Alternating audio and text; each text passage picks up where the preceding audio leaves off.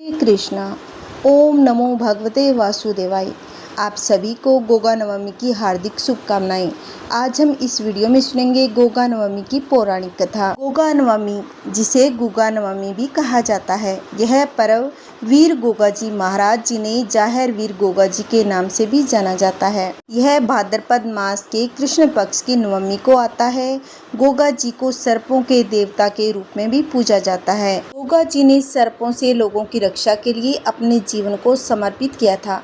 ऐसा कहा जाता है कि गोगा जी के पास एक दिव्य शक्ति थी जिससे वे सर्पों को वश में कर सकते थे। उनकी अलौकिक शक्ति के कारण उन्हें सर्पों का देवता माना गया है। उनकी पूजा की जाने लगी। गोगा नवमी के दिन उनकी पूजा से सर्प दंश से बचाव होता है। गोगा जी की पूजा करने से न केवल सर्पों से सुरक्षा मिलती है, बल्कि जीवन में शांति और समृद्धि का भी आगमन होता है। गोगा जी महाराज राजस्थान के लोक देवता है। राजस्थान के हनुमानगढ़ जिले का एक शहर गोगामेडी है। यहाँ भादों की पंचमी और नवमी को गोगा जी का मेला लगता है। गोगा जी का जन्म राजस्थान के चूरू जिले के ददरेवा गांव में 19वीं शताब्दी में हुआ था। उनका जन्म चौहान वंश के एक राजपूत परिवार में हुआ था। उनके पिता का नाम था जेवर सिंह तथा माता का नाम था बाछल। विवाह के बाद कई वर्ष बीत जाने पर भी उनको कोई संतान की प्राप्ति नहीं हो पा रही थी। वेदों के अनुसार माता बाछल बांझपन का शिकार थी।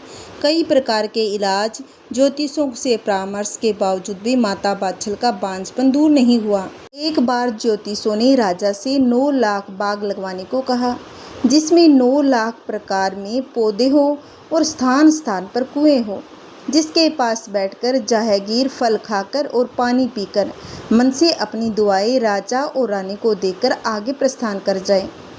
जब इस प्रयास से भी संतान प्राप्ति न हुई तो राजा जेवर सिंह ने वानप्रस्थ अपना लिया और वन में चले गए। एक बार गुरु गोरखनाथ अपने शिष्यों के साथ ददरेवा नगरी में पधारे। कन्हैया और ओगल नाम 2 शिष्य जब भिक्षा के लिए जाने लगे तो उन्होंने स्पष्ट किया, किसी बांध से मत लेना। माता बाछल का आदेश था, अगर कोई भी साधु सन्यासी भिक्षा के लिए उनकी नगरी में आएगा तो उन्हें सबसे पहले राजमहल ही भेजा जाए। प्रथम भिक्षा रानी स्वयं देगी। इसीलिए उन दोनों को पूरी नगरी में कोई भिक्षा न दे। कुछ समय बाद उन्होंने एक वृद्ध महिला से पूछ लिया, माते, क्या इस नगरी के लोग भिक्षा नहीं देते? तो उस वृद्ध महिला ने रानी के आदेश के बारे में बताया। तो दोनों शिष्य जब राजमहल पहुँचे तो रानी ने उनका स्वागत कर बड़े स्नेह से भिक्षा में अनाज दिया। कन्हैया और ओगल ने माता बाछल को पुत्रवती भव ऐसा आशीर्वाद दे दिया। इस पर माता बाछल ने उनको अपनी समस्या बताई। सुनने पर उन दोनों ने कहा, हम आशीर्वाद दे चुके हैं, अब इसका समाधान हमारे गुरु गोरखनाथ ही करेंगे। माता बाछल को गुरु गोरखनाथ से भेंट का समय और स्थान बताकर दोनों वापस चले गए। माता बाछल ने जब ये कहानी अपनी बहन काछल, जिसका विवाह भी उसी राज परिवार में हुआ था, उसको सारी बात बता दी। वो बाछल को धोखा देकर गुरु गोरखनाथ के पास चली गई और पुत्र प्राप्ति का आशीर्वाद ले लिया। क्योंकि राजस्थान में घूंघट का प्रचलन था तो वो गोरखनाथ को छल करने में सफल हो गई। जब बाछल गुरु के पास पहुंची तो उनको लगा, ये फिर से आ गई, कितनी लालची औरत है। गोरखनाथ जब क्रोधित हुए तो बाछल ने रोते हुए कहा, कैसे तपस्वी हैं आप जो सत्य को नहीं जानते। गुरु गोरखनाथ को जब अपनी दिव्य दृष्टि से सत्य का ज्ञान हुआ तो उन्होंने माता बाछल ने क्षमा मांगते हुए उन्हें एक गूगल नामक फल दिया, जिसमें कई देवताओं का अंश था, खास तौर पर नाग देवताओं का। गुरु गोरखनाथ ने कहा कि संतान हर हाल में ददरेवा नगरी में ही होनी चाहिए।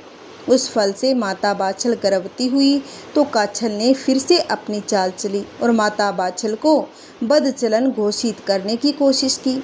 उसने कहा, जब राजा कई सालों से राज्य में नहीं है तो ये गर्भवती कैसे हो गई। उन्हें राज्य से निकाल दिया गया और मायके जाने पर मजबूर किया गया। बाछल के पिता ने भी जब शक किया तो बाछल ने सारी कहानी बता दी। उधर ददरेवा में अकाल पड़ने लग गया। ज्योतिषों ने बताया कि बाछल का होने वाला पुत्र कोई आम इंसान नहीं बल्कि दिव्य बालक है। उसके वापस आते ही सब सही हो जाएगा। माता बाछल को सम्मान वापस ददरेवा लाया गया। वही गुग्गा जाहरवीर पैदा हुआ।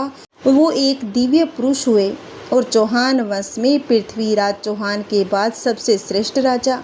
गूगल फल और गुरु गोरखनाथ के शिष्य, जिन्हें कारण उनका नाम गुग्गा पड़ा।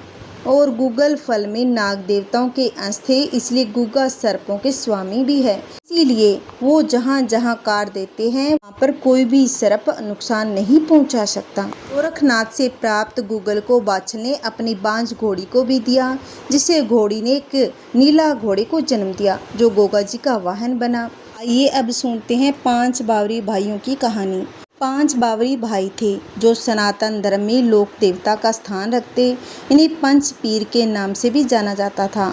इनका जन्म राजस्थान में राजपूत बावरी समाज के राजा हेमराज व पत्नी कपूरी देवी के घर जन्म हुआ था।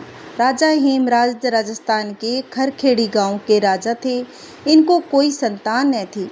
राजा हेमराज ने संतान प्राप्ति के लिए इस्माइल जोगी नाथ संप्रदाय के मुस्लिम सिद्ध की सेवा करके पुत्र प्राप्ति का वरदान मांगा।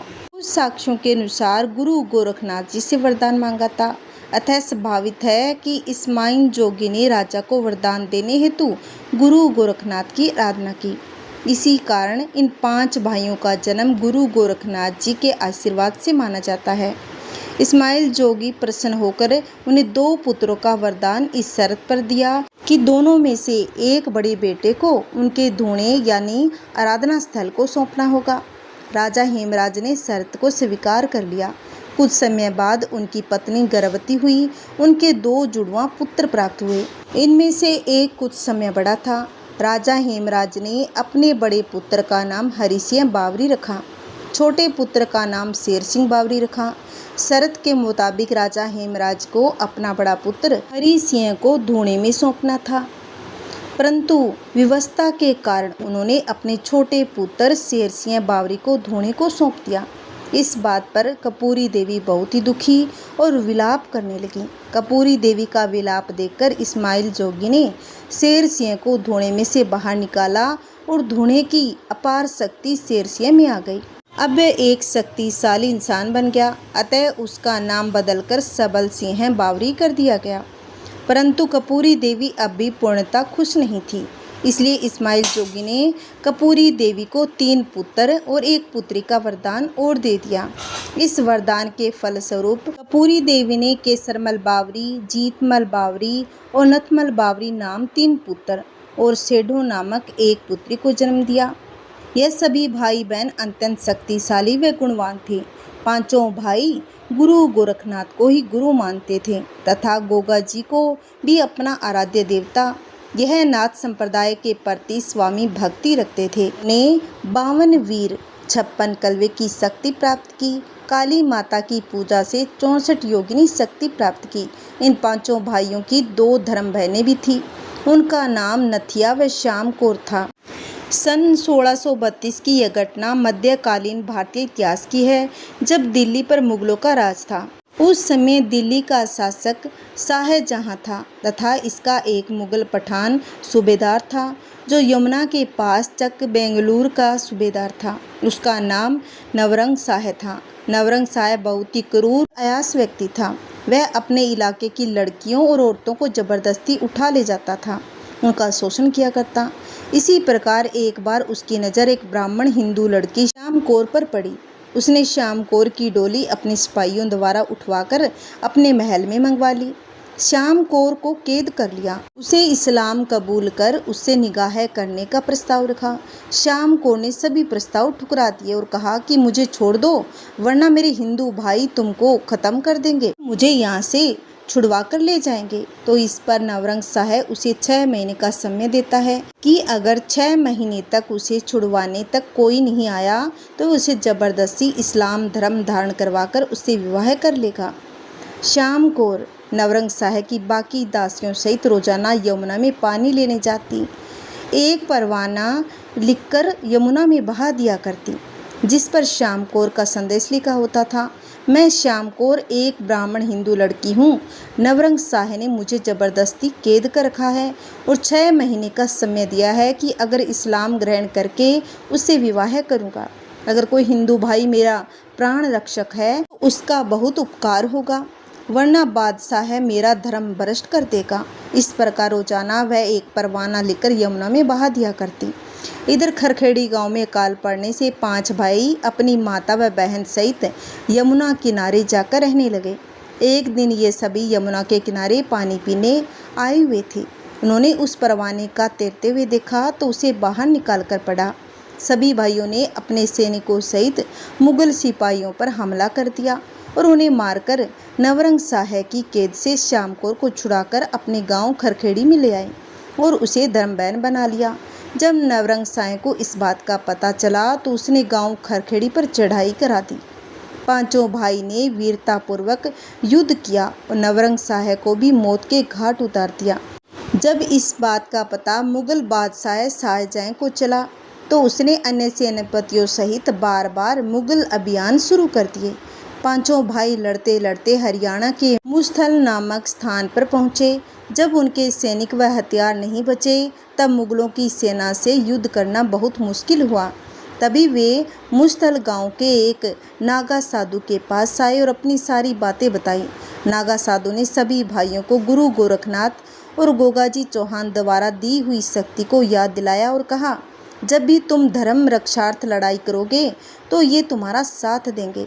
नागा साधु ने कहा, अब तुम्हारे पास सेना और हथियार नहीं है और मुगल तुम्हारी माताओं बहनों को धर्म भ्रष्ट कर सकते हैं, इसलिए उनकी रक्षा हेतु तुम उनके सिर और अपने सिर उतार दो, फिर युद्ध करो। नागा साधु ने बावरियों को कलवे एक तांत्रिक शिक्षा दी।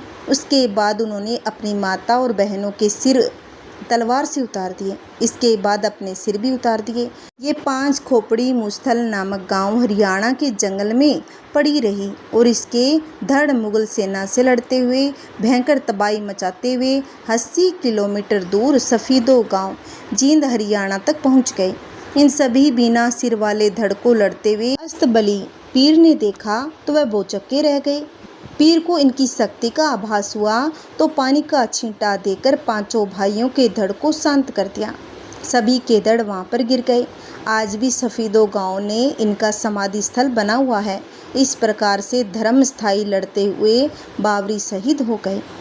एक और कहानी, एक गांव में गरीब महिला रहती थी। उसका नाम सुमोबाई था। वह अत्यंत गरीब महिला थी। वह अपने कोलू से तेल निकालने का कार्य करती, इसीलिए सभी उसे सुमो तेलन कहा करते थे। सुमो तेलन बेहद ही गरीब थी। उसके पति की मृत्यु काफ़ी समय पहले ही हो गई थी। अब वह अकेले ही रहती। किसी प्रकार से अपने बैलों द्वारा कोलू चलाकर तेल निकालकर उससे गुजारा बसर करती। परंतु एक बार अकाल पड़ा, तब उसके दोनों बैल भी मर गए। अब तो मानो उस पर दुखों का पहाड़ सा टूट पड़ा। उसकी रोजी रोटी कोलू के काम से ही चल रही थी, अब वह छिन गई। उसने घर चलाने के लिए गांव में कई जगह से उधार भी लिया। अब दुकान वाला बनिया भी सामान देने से मना करने लगा, क्योंकि उससे पहले का उधार भी चुकता नहीं हुआ था। एक दिन एक नागा साधु सुमो के घर भिक्षा मांगने आया। वह महिला रोने लगी, अपनी आप बीती उस योगी सिद्ध को सुनाई। अपने आप को गरीबी से बचाने का उपाय पूछने लगी। तब योगी सिद्ध ने उसकी विनती सुनकर ध्यान लगाकर उसको एक उपाय बताया। नागा योगी ने कहा कि माई, आज तुम गोबर के उपले लकड़ी ईंधन चुगने के लिए गांव से बाहर बाई बिंद के ठाके मुस्तल गांव में जंगल में जाओ। आज तुम्हारे भाग्य का उदय होने वाला है। यह कहकर योगी वहां से चले गए। तब वह महिला जंगल में लकड़ी चुगने हेतु जाती और वह गोबर के उपले लकड़ी ईंधन आदि कचरा चुन रही थी। तभी उसकी नज़र 5 खोपड़ी पर पड़ी, जो कि जिंदा सिर थे। वह बात कह सकते थे। सुमो देखकर घबरा गई। जब वह जानने लगी तो उसमें से एक ने कहा कि माई, हमें भी अपने साथ अपने घर ले चलो, हम तुम्हारी सहायता करेंगे। सुमो उन्हें अपनी टोकरी में रखकर घर ले आई और उनके कहे अनुसार आसन पर उन्हें विराजमान कर उनकी प्रार्थना की। तब बावरी भाइयों ने अपनी कहानी इस शर्त पे सुनाई कि वह उनका यह रहस्य किसी और को कभी नहीं बताएगी, और कहा कि गोगा जी के आशीर्वाद से हम आपकी सभी मनोकामना पूर्ण करेंगे। उन्होंने सुमो को 1.25 किलो सरसों लाने के लिए कहा, परंतु सुमो ने कहा अब उसे उधार नहीं मिलेगा, तब उन्होंने अपने चमत्कार से 1.25 किलो सरसों की पोटली वहीं प्रकट करी और कहा कि अब अपने कोलू को शुरू करें। सुमो मन में शंका किए वह सरसों अपने कोलू में डालती रही। उसे लगातार तेल निकलता रहा। अगले 12 वर्षों तक लगातार सुमो का कोलू उतने ही सरसों और बिना बेल के ही चलता रहा। देखते ही देखते वह अमीर बन गई। वह नित्य 5 खोपड़ियों की पूजा करती, उनके कहे अनुसार कार्य करती। अब सुमो के गरीबी के दिन दूर हो गए और जहाँ उसका टूटा मकान हुआ करता था वहाँ अच्छी कोठी बन गई, बहुत सुंदर स्थान बन गया। अब बावरी भाई के सिर सुमो तेलन के घर पर 12 वर्ष तक रहे, परंतु एक बार गांव वालों ने सुमो पर दबाव बनाया। उसका राज जानना चाहा कि इतनी सरसों और इतना तेल बिना बेल के कोलू कैसे चलता है। इस गरीब से अमीर बनने का राज सुमो ने लोक लाज से डरते हुए गांव के मुखिया के सामने सारी कहानी बता दी। तब से सभी की आस्था बावरी भाइयों के प्रति हो गई, परंतु अब बावरी भाई सुमो का घर छोड़ जाने के लिए तैयार हो गए, क्योंकि शर्त के विरुद्ध उसने वह रहस्य सबको बता दिया था। तब सुमो ने उनसे प्रार्थना की वह भी आपके साथ ही चलेगी और आपकी भक्ति ही करना चाहती है। तब बावरियों ने तो भी अरण्य के अंदर वापस लाकर सुमो का भी उद्धार किया तथा स्वयं ने वीर गोगा जी की आराधना कर उन्हें प्रसन्न किया। गोगा जी ने खुश होकर 5 भाइयों को वरदान दिया और उनसे सिर उनके धड़ वहां मंगवाकर जोड़ दिया। अब बावरी भाई पुण्य पूर्ण शरीर युक्त योद्धा बन गए। जब गोगा जी ने उन्हें आशीर्वाद दिया कि आज के बाद तुम्हारे साथ सुमो की पूजा भी होगी, तुम सब की पूजा मेरे साथ ही की जाएगी, तुम बावरी भाई जग का कल्याण करते रहोगे। इस प्रकार नाथ संप्रदाय के गुरु गोरखनाथ वीर गोगा जी चौहान के आशीर्वाद से 5 खोपड़ी का उद्धार किया। तब से 5 बावरी भाइयों की पूजा अर्चना उनके समाधि स्थल पर होती है और यह 5 पीर के नाम से प्रसिद्ध है। गोगा जी महाराज की जय। अगर मेरी कथा आपको अच्छी लगी है तो इस वीडियो को ज़्यादा से ज़्यादा शेयर करें, लाइक करें और कमेंट में गोगा जी महाराज की जय अवश्य लिखना। अगर आपने अभी तक मेरे चैनल को सब्सक्राइब नहीं किया है तो प्लीज़ मेरे चैनल को सब्सक्राइब करें, जिससे आपको आने वाली वीडियो के नोटिफिकेशन मिलती रहेगी। हरे कृष्ण।